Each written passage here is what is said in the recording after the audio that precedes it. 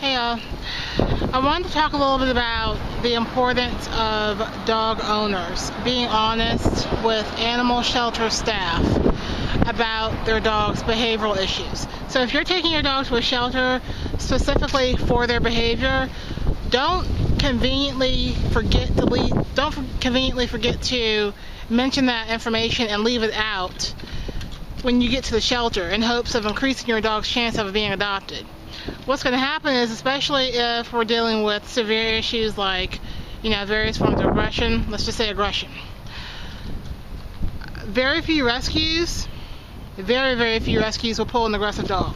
They don't really care about why the aggression took place or what the circumstances were. They're just not going to deal with that. And there's many reasons for it. There's many reasons why they won't do it. Liability is one of them. But it also takes a lot of time and resources to work with a dog who has aggression issues, if it's severe especially.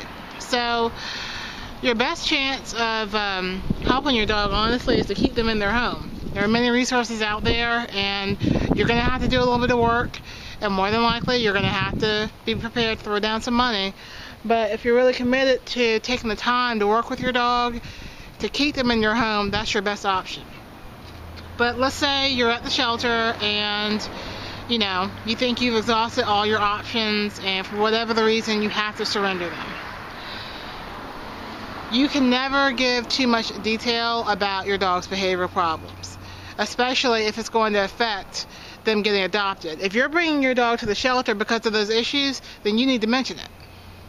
Don't think it's just going to magically go away, or a rescue is going to magically swoop in and take your dog and all is going to be well, or an adopter is going to come in and get your dog and they're going to be willing to put up with all the issues your dog has that they weren't prepared to deal with to begin with. And many shelters do their own various temperament tests.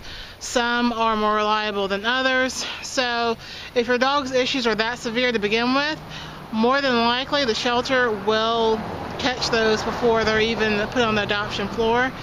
And if they're severe enough, at best your dog can be placed as rescue only. And like I said, there aren't too many rescues who are going to deal with an aggressive dog. And unfortunately, there aren't too many people like myself who are going to go into a shelter and specifically look for a project dog. I used to do that a lot. That's something that's really near and dear to my heart, and I love helping dogs who need a little bit of extra help, and really could be really good dogs with the right people. But the problem with that is, the reason why I don't do that as often now is simply because even if these dogs get really good with me and I get them, rocking and rolling and they're doing really, really good with me, right? It is really hard to find owners, adopters, who are willing to live a certain lifestyle with these dogs so that they continue to thrive. And usually that lifestyle involves lots of leadership with the dogs, lots of rules, and people unfortunately are not willing to do that. So I don't take on as many of those cases as far as shelters go as I used to. And it's not because I don't want to, it's just because they're too hard to place. So hopefully this message will help those who need it.